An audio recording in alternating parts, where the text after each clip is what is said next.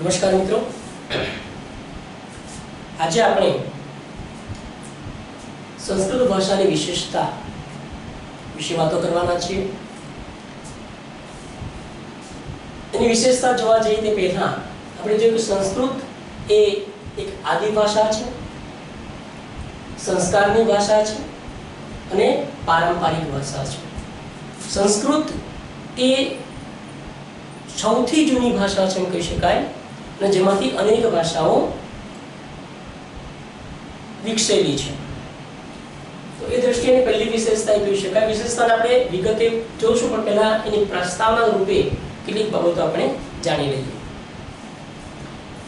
બીજું છે સંસ્કૃત ભાષાનો અનુબંધ જે છે એ આસામી ભાષા હોય, ગુજરાતી, બંગાળી, હિન્દી, મરાઠી, કન્નડ, ઉડિયા, તામિલ, પંજાબી, મલયાલમ, કાશ્મીરી એવી અનેક ભાષાઓ સાથે સંસ્કૃત ભાષાનો અનુબંધ જે છે એ સ્થપાયેલો તમને જોવા મળશે।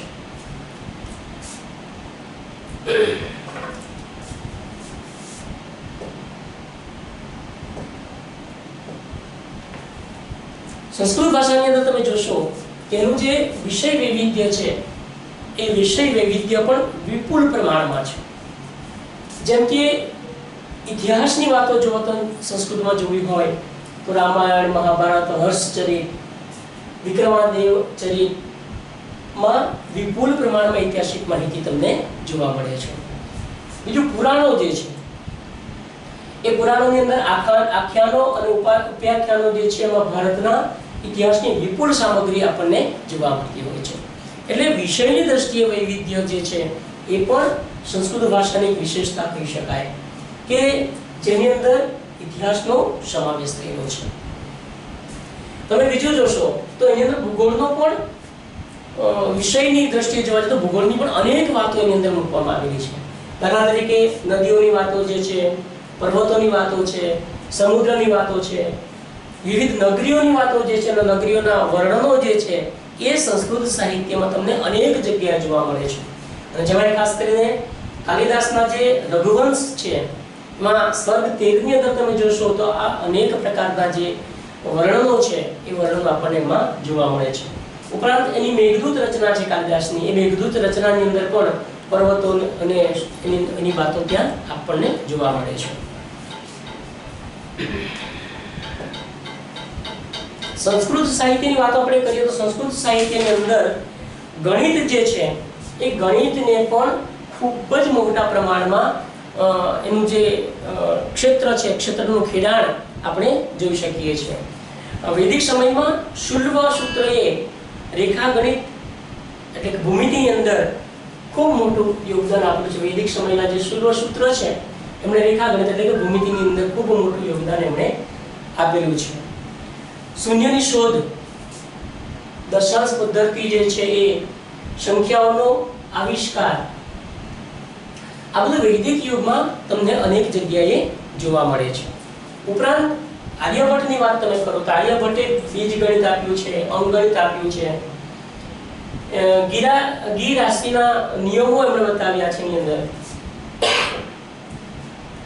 ભાસ્કરાચાર્ય છે, ભાસ્કરાચાર્યની તમે લીલાવતી ગ્રંથ જોશો તો એની અંદર પણ ખૂબ મોટું પ્રદાન આપણને આ સંસ્કૃત સાહિત્યમાં જોવા મળે છે। એમ કહી શકાય કે ભાસ્કરાચાર્યનો જે લીલાવતી ગ્રંથ છે એ એની અંદર ગણિત સંબંધી ઉચ્ચ કોટીની રચનાઓ એની અંદર આપણને જોવા મળતી હોય છે। ઉપરાંત તમે જોશો તો નેમિચંદ જે છે એ નેમિચંદનો ત્રિલોકસાર ગ્રંથ, એ નેમિચંદનો ત્રિલોકસાર ગ્રંથ જે છે એ ત્રિલોકસાર ગ્રંથની અંદર ક્ષેત્રમિતિનો સાર સંગ્રહ છે। ત્રિલોકસાર ગ્રંથમાં શું છે? ક્ષેત્રમિતિ, એટલે કે ક્ષેત્રમિતિના અનુસંધાનમાં જે કંઈ વાતો કહેવાની હોય બધી આપણને એના ત્રિલોકસાર ગ્રંથમાં જોવા મળે છે।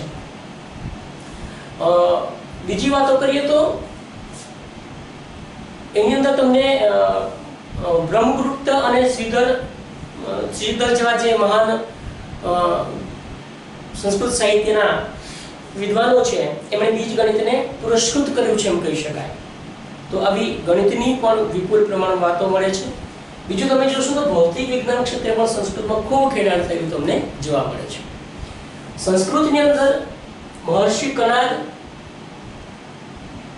ઉદયના આચાર્ય, વાચસ્પતિ, વિજ્ઞાન ભિક્ષુ, મહર્ષિ ભારદ્વાજ જેવા અનેક લોકોએ ભૌતિક વિજ્ઞાનની અંદર પોતાનું ખેડાણ કરેલું જોવા મળે છે. દાખલા વાત કરીએ મહર્ષિ કણાદની, તો મહર્ષિ કણાદે કહ્યું હતું કે સૃષ્ટિનું નિર્માણ પરમાણુથી થયેલું છે. આ મહર્ષિ કણાદના સાહિત્યમાં આપણને જોવા મળે છે. બીજા જે ભૌતિક વિજ્ઞાન ક્ષેત્રે જેમણે ખૂબ સારું કામ કર્યું છે એવા ઉદયનાચાર્ય. એ ઉદયનાચાર્યએ કહ્યું છે કે પ્રકાશ તથા ઉષ્ણતાનો સ્ત્રોત સૂર્ય છે. આજે આપણે એમ કહીએ છીએ કે સૂર્ય જે છે એ સૂર્ય પુનઃ ઉર્જા માટે ઉત્તમ સાધન છે. તો એ ઉર્જાનો સ્ત્રોત જે છે એ સૂર્ય છે. એમ હજારો વર્ષો પહેલા ઉદયન આચાર્યએ એ વાત મૂકેલી છે એમના સાહિત્યની અંદર. એ જ રીતે વાચસ્પતિએ કહ્યું છે કે પ્રકાશ પરમાણુઓથી નિર્મિત થાય છે. પ્રકાશ શેનાથી નિર્મિત થાય છે? પરમાણુઓથી નિર્મિત થાય છે એવી વાત વાચસ્પતિ મિશ્રાએ એના સાહિત્યમાં મૂકવામાં આવી છે. વિજ્ઞાન ભિક્ષુ એમ કહે છે કે પ્રતિધ્વનિ એટલે કે પડઘો, જે પડઘો છે એ પડઘોનું વૈજ્ઞાનિક વિશ્લેષણ, જે આપણું વિશ્લેષણ પડઘો કેવી રીતે થાય છે, પડઘાનું શું કારણ છે, આ બધી વાતો એમના સાહિત્યમાં એમણે વિજ્ઞાન ભિક્ષુએ મૂકેલી છે. તો મહર્ષિ ભારદ્વાજે એમ કહેવું છે કે મહર્ષિ ભારદ્વાજના તમે સાહિત્યમાં જોશો તો વિમાન શાસ્ત્રની વાતો આવે છે, યાન વિદ્યા એમણે લખેલી છે. આજે આપણે એમ કહીએ છીએ કે વિજ્ઞાન એટલું બધું ઉત્કૃષ્ટ રીતે આગળ વધી રહ્યું છે, પણ એના જે મૂળ પાયા છે એ પાયા આપણને સંસ્કૃત સાહિત્યમાં જોવા મળતા હોય છે. માત્ર ભૌતિક વિજ્ઞાન જ નહીં, પણ રસાયણ વિજ્ઞાન ક્ષેત્રે પણ સંસ્કૃતની અંદર અનેક બાબતો તમને જોવા મળશે. જેમ કે પતંજલિનું નામ એની અંદર મુખ્ય છે. રસાયણ શાસ્ત્રનું નામ જ્યારે પણ લઈએ તો પતંજલિ અગ્રેસર રીતે એમાં પોતાના યોગદાનની વાત આપણે કરવા કરી શકતા નથી. ઉપરાંત નાગાર્જુન જે છે એ નાગાર્જુન રસ રત્નાકરમાં પારાની ઉપયોગીતાની વાતો કરતા હોય છે. બીજા જે છે 12મી સદીની અંદરની વાત તમે કરો તો 12મી સદીમાં રસ હૃદય નામનો ગ્રંથ જોવા મળે છે. એ રસ હૃદય ગ્રંથની અંદર પારાના રંગવાની વિવિધ રીતો બતાવવામાં આવી છે. એ પણ રસાયણ વિજ્ઞાન ક્ષેત્રની ખૂબ મોટી ઉપલબ્ધિ છે. રસાયણનો ગ્રંથ જે નિર્માણ પામેલો છે એ ગ્રંથની અંદર તાંબાના તથા રસકના મેળવણથી પિત્તળ ની વાતો મુકાયેલી છે, તથા રસકમાંથી જથ્થક બનાવવાની વિધિઓ પણ એની અંદર મૂકવામાં આવેલી છે. આમ રસાયણ વિજ્ઞાનની અંદર પણ સંસ્કૃત સાહિત્યની અંદર વિપુલ પ્રમાણમાં એની જે ખેડાણ છે, એટલે કે રસાયણ શાસ્ત્રમાં લખાયેલા સાહિત્ય છે, એ સાહિત્યમાં આપણને ઉલ્લેખો જોવા મળતા હોય છે. માત્ર રસાયણ જ નહીં, પણ જીવ વિજ્ઞાન જે છે, જીવ વિજ્ઞાનની વાતો પણ એની અંદર મૂકેલ છે. એની અંદર પ્રાણી વિજ્ઞાનની વાતો મૂકવામાં આવી છે. શાલિહોમન એમ કહ્યું છે, શાલિહોમન નામના જે સાહિત્યકાર છે, પશુ ચિકિત્સાની વાતોમાં ખૂબ ઠાસી મૂકી છે. વનસ્પતિ વિજ્ઞાનની વાતો ખૂબ સારી રીતે મૂકવામાં આવી છે, એટલે કે જીવ વિજ્ઞાનને પણ એમાં સમાવેશ કરવામાં આવેલો છે. સમાજશાસ્ત્રની વાતો પણ મૂકવામાં આવી છે. ઈસવીસન પૂર્વે 300માં રચાયેલા મનુસ્મૃતિ, એ મનુસ્મૃતિનો જે ગ્રંથ છે એ ગ્રંથની અંદર સમાજની જે રાજનીતિઓ છે એની અજોડ વાતો મૂકવામાં આવી છે, એનું લોક જીવન મૂકવામાં આવ્યું છે, લોકોના રીત રિવાજો મૂકવામાં આવ્યા છે. એ સમાજશાસ્ત્રની અંદર પણ આપણને જોવા મળે છે. રાજનીતિ અને અર્થશાસ્ત્ર, રાજનીતિ અને અર્થશાસ્ત્રની અંદર પણ તમે જોશો તો બાહુદત્તક નામના જે સાહિત્યકાર છે, બાહુદત્તક નામનો જે ગ્રંથ છે એ ગ્રંથની અંદર ઇન્દ્ર દ્વારા લખાયેલો છે એવું અનુમાન કરવામાં આવે છે, કે માનવામાં આવે છે.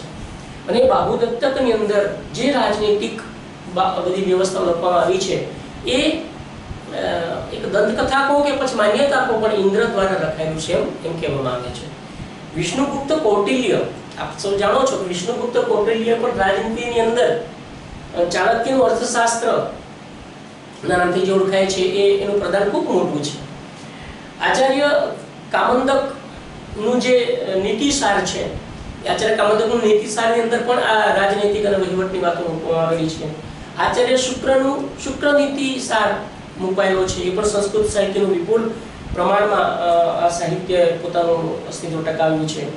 સોમદેવનું નીતિ વાક્યામૃત, એ એ સામવેદ નીતિવાક્યામૃતની અંદર પણ આ રાજનીતિ અને અર્થશાસ્ત્રની વાતો મૂકવામાં છે. ભોજ રાજાનું યુક્તિ કલ્પતરુ એની અંદર પણ આ વાતો જોવા મળે છે.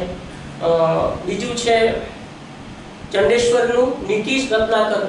એવા અનેક સાહિત્યો જે છે જેની અંદર આપણને જોવા મળશે રાજનીતિ અને અર્થશાસ્ત્રની વાતો જોવા મળે છે. સંગીતની અંદર પણ એ સમયની અંદર સંસ્કૃત સાહિત્યની સંગીતની અંદર પણ ખૂબ ખેડાણ થયું છે કે સંગીતના લીધે જેવી અનેક બાબતો સંગીત પ્રિય જનતાની આપણને જોવા મળતી હોય છે.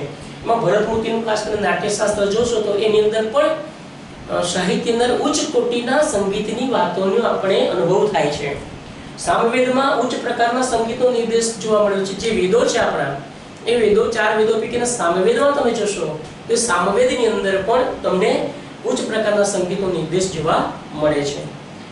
સંગીત રત્નાકર, સંગીત ચૂડામણી, સંગીત સુધાકર એવા અનેક કૃતિઓએ આ સંગીત ક્ષેત્રની વાતોને ખૂબ ઉત્તમ રીતે ત્યાં વર્ણવેલી આપણે જોઈએ છીએ. તમે જોશો તો ઉપરાંત તમે કહો કે બ્રહ્મ વિજ્ઞાન, દર્શન વિજ્ઞાન, વિધિ વિજ્ઞાન, ચિકિત્સા વિજ્ઞાન, ચરક સંહિતા, સુશ્રુતા સંહિતા, જ્યોતિષ, ભાષા વિજ્ઞાન, પ્રકરણ આવી અનેક બાબતો જે છે એ અલગ અલગ વિષય પર રચાયેલું સાહિત્ય સંસ્કૃત સાહિત્યમાં પણ જોવા મળે છે. એટલે આપણે આગળ પણ મેં તમને કહ્યું હતું કે સંસ્કૃતમાં જે છે તે દરેક જગ્યાએ તમને જોવા મળશે, પણ જે સંસ્કૃતમાં નથી એ ક્યાંય જોવા મળતું નથી. એનો એ જ આપણને કહે છે કે સંસ્કૃતની મોટામાં મોટી વિશેષતા એ છે કે સંસ્કૃત સાહિત્યનું જે ખેડાણ છે તે અનેક વિસ્તારોની અંદર, તમામ વિસ્તારોની અંદર એનું ખેડાણ થઈ ચૂકેલું છે. આનું સાહિત્યિક વૈવિધ્યની અનુસંધાનમાંની વિશેષતા આપણે જોઈ. હવે બીજી વિશેષતા છે એમની વ્યાકરણની વિશેષતાઓ. વ્યાકરણની વિશેષતામાં જો તો ઉચ્ચાર શુદ્ધિ. સંસ્કૃત સાહિત્યની વિશેષતા એ છે કે એની અંદર ઉચ્ચારને ખૂબ મહત્વ આપવામાં આવ્યું છે. તમે જો યોગ્ય રીતે ઉચ્ચારણ ન કરો તો અનેક અર્થના અનર્થ થઈ જતા હોય છે. એટલે ઉચ્ચાર શુદ્ધિ એ સંસ્કૃત સાહિત્યનું બહુ જ મોટી વિશેષતાઓ છે. એના સ્વરાંત છે, વ્યંજનાંત છે, એના વ્યંજનાંત વર્ણનનો ઉચ્ચારો જે છે એ બધું આપણે ક્ષ, જ્ઞ, પછી સ, શ અને શ આ જે ઉચ્ચારો છે એ ઉચ્ચારોનું પણ એક વિજ્ઞાન અલગ પ્રકારનું છે. એની અંદર જે વિસર્ગ છે રામઃ, રામઃ, રામહા જે વિસર્ગ છે એ વિસર્ગ પણ ત્યાં તમને આ વિસર્ગો પણ ત્યાં તમને ઉચ્ચારણની અંદર જોવા. દાખલા તરીકે રામઃ અકાર તો રામઃ કરીએ છીએ, આ હોય તો રામહા બોલીએ છીએ, ગુરુ ઉકાર થાય તો ગુરુ હુ બોલીએ છીએ. વિસર્ગો આના જ છે પણ એના ઉચ્ચારો અ થાય છે. નદી નદી ઈ ઉચ્ચાર થાય છે. આમ અલગ અલગ પ્રકારે આ વિસર્ગના ઉચ્ચાર થાય છે. જો ગુરુ તો ગુરુ હુ આપણે બોલીએ છીએ. તો આ ઉચ્ચાર જે છે ઉચ્ચાર સંસ્કૃત સાહિત્યમાં અજોડ રીતે એનું મહત્વ રહેલું છે. વ્યાકરણ સંસ્કૃત સાહિત્યમાં તમે જોશો તો એનું સંસ્કૃત સાહિત્યનું જે વ્યાકરણ છે એ વ્યાકરણ પણ ખૂબ જ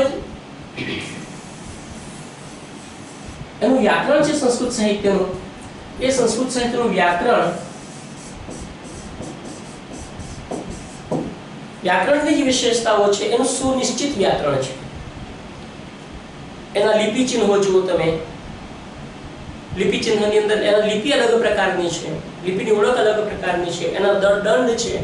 આપણે મોટે ભાગે ગુજરાતીમાં પૂર્ણવિરામ કામ કરીએ છીએ, સંસ્કૃતમાં એનું પૂર્ણવિરામનું જે છે દંડ છે એની સુનિશ્ચિતતા છે.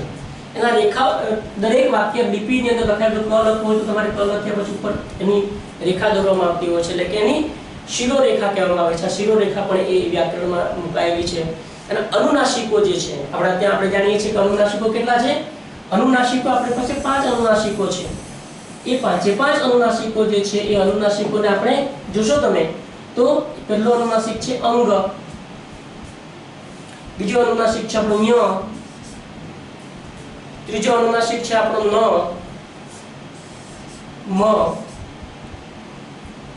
આ જે અનુનાસિકો છે અણ, આ જે અનુનાસિકો છે એ અનુનાસિકો પણ પોતાનું અલગ અસ્તિત્વ ધરાવે છે. એટલે કે વ્યાકરણની અંદર દરેક બાબત ખૂબ જ વ્યવસ્થિત રીતે મુકાયેલી તમે જોશો. તો બીજું તમે આ વ્યાકરણની અંદર તમે જોશો તો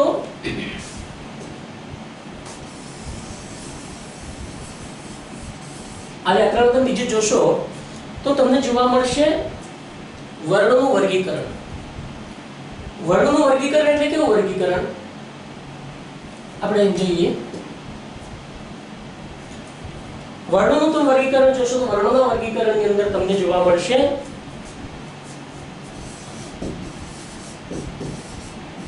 ઉચ્ચારના સ્થાનો એમાં નક્કી કરાયેલા છે. એક અઘોષ કઠોર જેને આપણે કહીએ છીએ, અને ત્રીજું છે ખાલી ઘોષ મૃદુ મૃદુ સ્વર.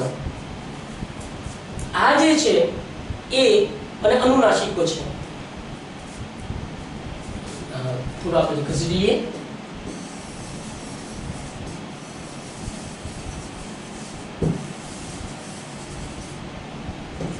આપણે જોઈએ એક તો ઉચ્ચાર સ્થાન છે.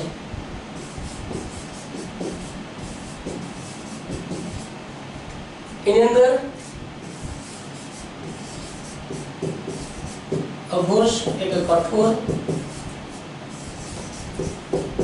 ઘોષ મૃદુ અને અનુનાસિકો.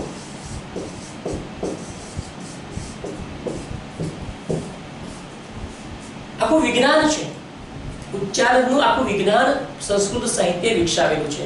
એની આપણે વિશેષતાઓ જોશું તે વખત તમને એનો ખ્યાલ તમને આવશે ને વિશેષતામાં એનો આપણે મુદ્દો પણ લખી શકીએ. એનું પહેલા છે તો કંઠ્ય. કંઠ્ય એટલે કે જે કંઠમાંથી બોલાતા હોય, સીધા કંઠમાંથી જેના ઉચ્ચાર થતા હોય, વૈજ્ઞાનિક રીતે લિપિની ગોઠવણી અહીંયા કરવામાં આવેલી છે. વર્ણોની ગોઠવણી જે છે પણ વૈજ્ઞાનિક રીતે કંઠ્યમાં કઈ આવી શકશે? ક. સંસ્કૃતમાં જોઈએ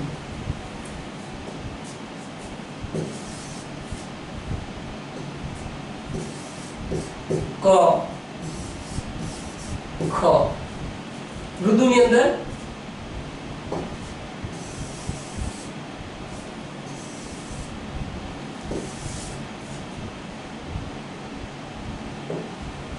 ક, ખ, ગ, ઘ અને અંગ. કંઠ્યને ક, ખ, ગ, ઘ અને અંગ એ કંઠ્યના છે. તમે બીજું જોશો કંઠ્ય પછીનું જે સ્થાન છે આપણું તાલવ્ય. કંઠ આપણું જે આખું ઉચ્ચાર સ્થાન છે તે આ પ્રકાર છે. અહીંથી કંઠ માનવનું કંઠ જોઈએ આપણે.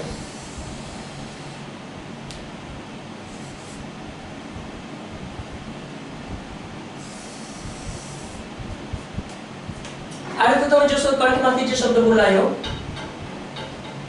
અહીંથી આપણે શબ્દ જે બોલાયા તે ક, ખ, ગ, ઘ, અંગ.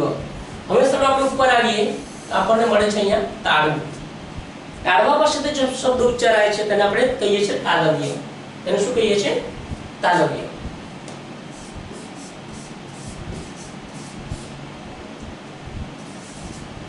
તાલવ્ય.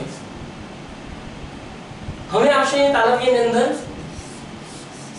ચ, છ, જ, જ, ય. ચ, સ, જ, જ, ય.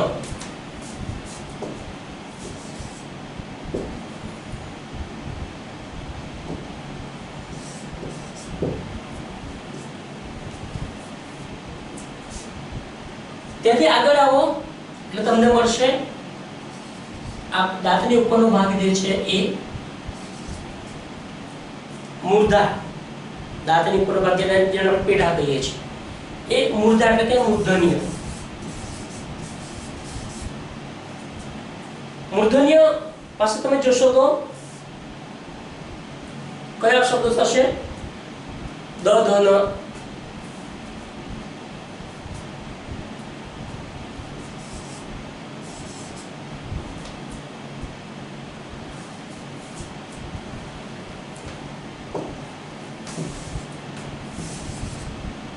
ડ, ડ, ઢ,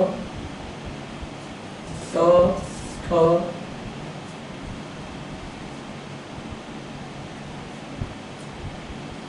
ડ, ઠ, ધ, ન. તો આ જે આખા ઉચ્ચાર સ્થાનો છે, લિપિબદ્ધ ઉત્કાલ વર્ગોનું વર્ગીકરણ જે કરવામાં આવ્યું છે તે પણ સાહિત્યિક રીતે કરવામાં આવેલું જોવા મળે છે.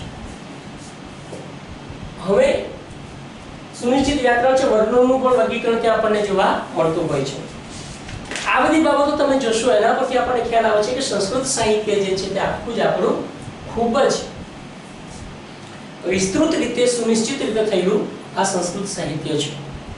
હવે આપણે સંસ્કૃત સાહિત્યના આધારેની વિશેષતા મુખ્ય આપણું જે આશય છે તે વિશેષતાઓ જોવાના છે. સંસ્કૃત સાહિત્યની કઈ કઈ વિશેષતાઓ છે તો એની આપણે વાત કરીએ તો સંસ્કૃત સાહિત્યની વિશેષતાઓ જે છે એ વિશેષતાઓની અંદર તમે જોશો તો સૌથી પહેલી વિશેષતા છે સંસ્કૃત વિશ્વના સૌથી જૂના પુસ્તક વેદની ભાષા છે. વેદ વિશ્વનું સૌથી જૂનું પુસ્તક માનવામાં આવે છે અને એ વેદની અંદર જે ભાષા રચાઈ છે તે સંસ્કૃત ભાષા છે એમ કહેવામાં આવે છે. બીજું, સંસ્કૃતનું સુસ્પષ્ટ વ્યાકરણ અને વર્ણમાલાની વૈજ્ઞાનિકતાના લીધે સર્વશ્રેષ્ઠ પણ સ્વયં સિદ્ધ છે. આપણે જોયું કે વર્ણમાલાની વ્યવસ્થા છે અને સંસ્કૃતની જે સુસ્પષ્ટ વ્યાકરણ છે કે વ્યાકરણ ક્યાંય બંધછોડ નથી. આ એની બીજી વિશેષતા છે, સંસ્કૃતનું જે સુસ્પષ્ટ વ્યાકરણ અને વર્ણમાલાની વૈજ્ઞાનિકતાના લીધે સર્વશ્રેષ્ઠ પણ સ્વયં સિદ્ધ છે. સર્વશ્રેષ્ઠ તો છે જ પણ એ સ્વયં સિદ્ધ છે, એટલે કે સંસ્કૃત પોતે પોતાના પગ પર ઉભેલું છે એમ કહી શકાય. એની ત્રીજી વિશેષતા શું છે કે સર્વાધિક મહત્વપૂર્ણ સાહિત્ય તમને આ સંસ્કૃત ભાષામાંથી જોવા મળે છે.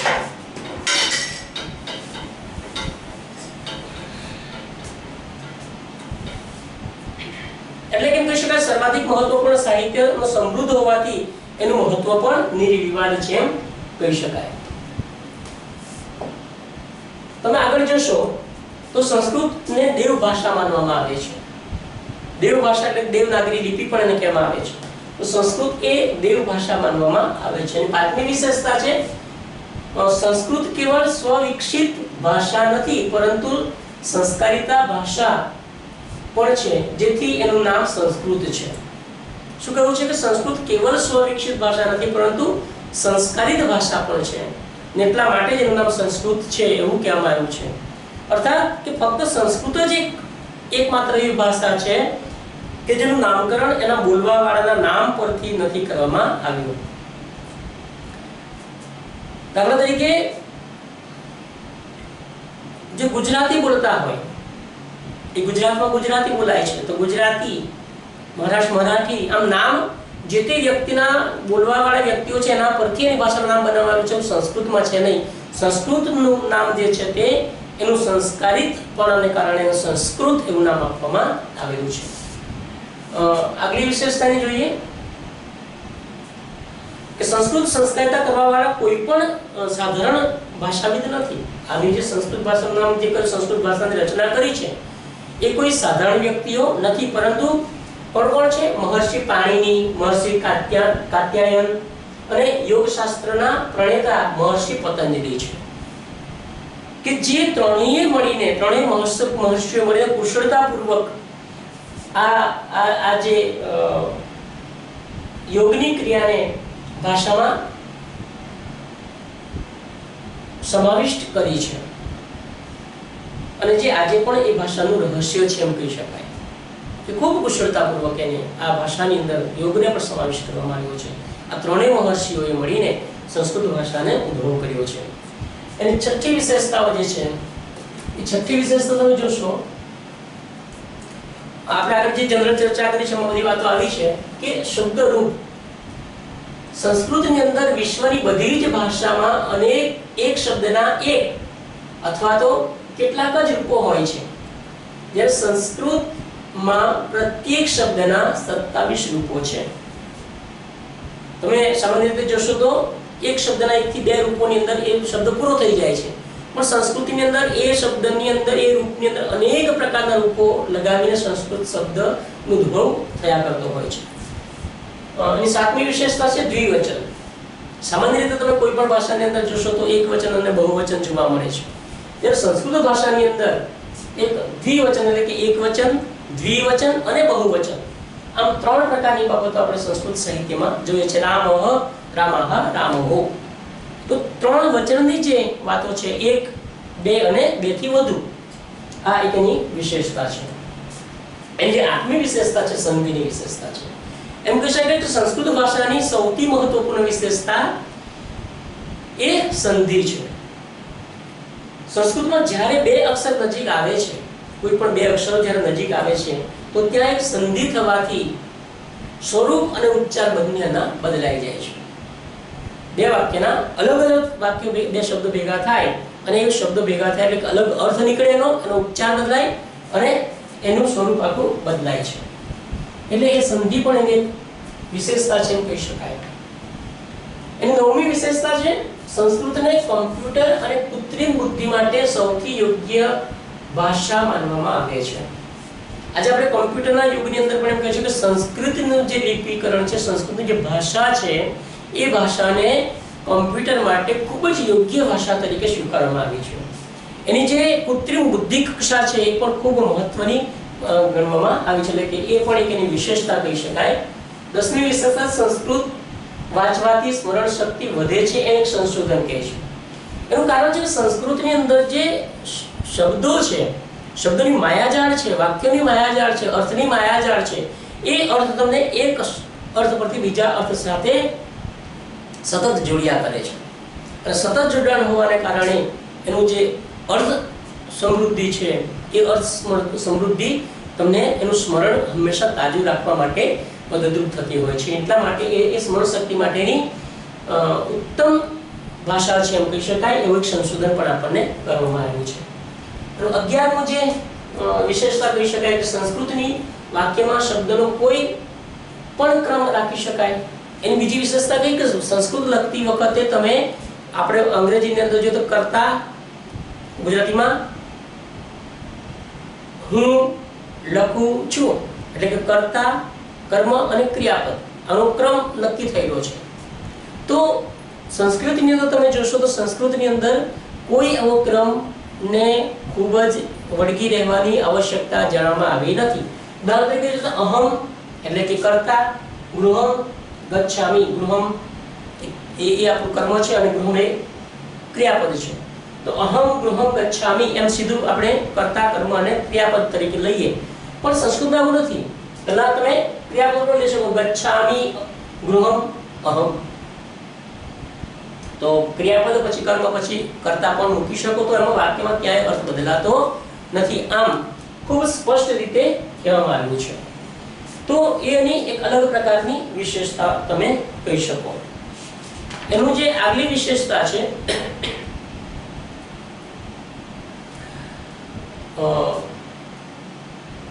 12મી વિશેષતા, સંસ્કૃત સંપૂર્ણ અને તર્કપૂર્ણ ભાષા છે. સંસ્કૃત સંપૂર્ણ અને તર્કપૂર્ણ ભાષા છે. મતલબ કે સંસ્કૃતની અંદર સર્વાધિક, વિશ્વના સર્વાધિક પૂર્ણ પરફેક્શન જેને કહીએ છીએ આપણે, એ પરફેક્શન અને તર્ક સંમત ભાષા છે. દરેક લોકો આ તર્કપૂર્ણ, તર્ક સંમત ભાષા છે એમાં કહેવામાં આવ્યું છે. તેમની વિશેષતા છે, સંસ્કૃત આંગળીઓ અને જીભને લચીક બનાવે છે. કેવી રીતે? એમ કે સંસ્કૃત જ એકમાત્ર સાધન છે કે જે ક્રમશઃ આંગળીઓ અને જીભને લચીલી બનાવે છે. તેનું અધ્યયન કરવા વાળા વિદ્યાર્થીઓને ગણિત, વિજ્ઞાન તથા ભાષાઓ શીખવામાં સહાયતા મળે છે. બોલવામાં, લખવામાં જીભની લચીક એટલે એને કોઈ પણ વસ્તુ બોલવી હોય તો ખૂબ સારી રીતે બોલી શકે, શબ્દને શૃંગારપૂર્ણ બનાવીને બોલી શકે, એવી શક્તિ આ સંસ્કૃત ભાષામાં રહેલી છે. અને લચીકતા એટલા માટે કે સંસ્કૃતના જે વણાંકો છે, વચનની આંગળીઓ પણ એના લીધે લચીલી બનતી હોય છે. 14મી વિશેષતા છે, સંસ્કૃતનું સાહિત્ય વૈવિધ્ય પુષ્કળ છે. આપણે આગળ જોયું કે સંસ્કૃતની અંદર ઇતિહાસ જુઓ, ભૂગોળ જુઓ, ભૌતિક વિજ્ઞાન, જીવ વિજ્ઞાન, રસાયણ વિજ્ઞાન, દર્શન શાસ્ત્ર, ખગોળ શાસ્ત્ર, તમામ પ્રકારના ક્ષેત્રો લખાયેલા છે.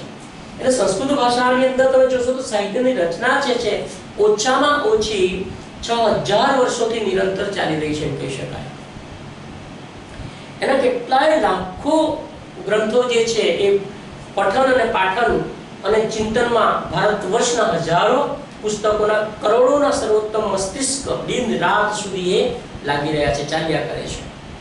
અને આજે પણ ચાલુ છે. ખબર નથી કે સંસ્કૃતમાં કોઈ દેશમાં આટલા બધા વર્ષો સુધી, આટલા વખત સુધી આટલું વ્યાપ્ત રીતે ઉત્તમ મસ્તિષ્કના વિચારો જે છે ચાલતા હશે. આવી તાકાત સંસ્કૃત સાહિત્યમાં જોવા મળે છે. દીર્ઘકાલ ખંડ પછી પણ અસંખ્ય પ્રાકૃતિક અને માનવીય આપત્તિઓ, વૈદેશિક આક્રમણોને સહન કરીને આજે પણ 3 કરોડથી વધુ સંસ્કૃત પાંડુલિપિઓ અસ્તિત્વ ધરાવે છે. વિચાર કરો તમે કે 3 કરોડથી વધારે પાંડુલિપિઓ અસ્તિત્વ આજે ધરાવે છે. આટલા બધા આક્રમણો થયા પછી, આટલા બધા એના પર પ્રહારો થયા પછી પણ આ સંખ્યા ગ્રીક અને લેટિનની પાંડુલિપિઓની સંપીડિત સંખ્યાથી પણ 100 ગણા વધુ છે. નિસંદેશ આ સંપદા છાપખાનાના આવિષ્કારથી પહેલા કોઈ પણ સંસ્કૃતિ દ્વારા સર્જિત સૌથી મોટી સાંસ્કૃતિક વિરાસત આ સંસ્કૃતમાં તમને જોવા મળશે. અને આગલી વિશેષતા છે, સંસ્કૃત ફક્ત એકમાત્ર ભાષા નથી પરંતુ એક વિચાર છે. સંસ્કૃત એક વિચાર છે. એટલે કે સંસ્કૃતમાંથી અનેક પ્રકારના વિચારો ઉત્પન્ન થતા હોય છે. એક સંસ્કૃતિ છે. આપણે સાંસ્કૃતિક વારસો જોયો, દરેક સમગ્ર જીવનના જે ઘટનાક્રમો છે એ સંસ્કૃતમાં સાંસ્કૃતિક વારસો સમાયેલો છે. એક સંસ્કાર છે. એમ કે સુસંસ્કૃત વ્યક્તિ સંસ્કૃતના કારણે વિવેકી બને, નમ્ર બને, ગુરુ પ્રત્યે આદર રાખે, માતા પિતા પ્રત્યે સન્માન રાખે, મિત્રો પ્રત્યેની મિત્ર ભાવના રાખે. આવા અનેક સંસ્કારો જે આપણા છે એ સંસ્કારો સંસ્કૃત સાહિત્યમાં જોવા મળતા હોય છે. વિશ્વનું કલ્યાણ પણ છે. સંસ્કૃત ભાષાએ વિશ્વના કલ્યાણ માટેની અનેક વાતો કરી છે કે જેમાં વિશ્વના કલ્યાણની વાતો થતી હોય તો એ વિશ્વ કલ્યાણની વાત કરવામાં આવી છે એ શાંતિ છે. સંસ્કૃતની અંદર શાંતિ માટે પણ તમે આપણા શ્લોકમાં વાત કરેલી કે શાંતિ શાંતિ શાંતિ, એ રીતે શાંતિ કયા પ્રકારની? 3 તાપો હરી લે, 3 પાપ હરી લે, જીવનની અંદર આત્માની શાંતિ મળી જાય, જીવનમાં કંઈક મેળવ્યાની શાંતિ મળી જાય, કંઈક પ્રાપ્ત કરીને અનુભૂતિની શાંતિ મળી જાય. આવી અનેક શાંતિઓ આ સંસ્કૃત ભાષાની અંદર આપણને જોવાની વિશેષતા છે. એનો સહયોગ છે, એકબીજાને નજીક લાવવા માટે પણ સંસ્કૃત ભાષા ખૂબ ઉપયોગી છે. અને છેલ્લે હું કહું કે સંસ્કૃત ભાષા એ વસુધૈવ કુટુંબકમની ભાવના છે કે વિશ્વને એક કુટુંબ તરીકે સ્વીકારવાની જે ભાવના છે સંસ્કૃતમાં પ્રસ્થાપિત થયેલી છે. આ એની મુખ્ય વિશેષતાઓ આપણે એની જોઈ. 18 વિશેષતાઓ છે પણ આ 15 જેટલી વિશેષતાઓ છે એની અંદર બધી વિશેષતાઓ આપણે એની અંદર સમાવેશ થયેલો કહી શકાય. તો આ 15 વિશેષતાઓ સાથે આજનું આપણું જે શરૂ કરેલું પ્રથમ એકમનો પેટા એકમ પ્રથમ એક સંસ્કૃત સાહિત્યના સાંસ્કૃતિક મહત્વ, સંસ્કૃત સાહિત્યનું સાહિત્યિક મહત્વ, સંસ્કૃત ભાષાનું અને સંસ્કૃત ભાષાની વિશેષતાઓ, આ 3 મુદ્દાઓ આજે આપણે પૂરા કરીએ છીએ.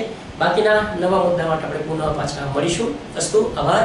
સૌ ખૂબ સારી રીતે સંસ્કૃતની અંદર અધ્યયન કરીને આ મુદ્દાઓની જે સમજણ વિકસાવો એવી તમને સૌને શુભેચ્છાઓ છે. ચલો મળીએ. આવજો. બાય.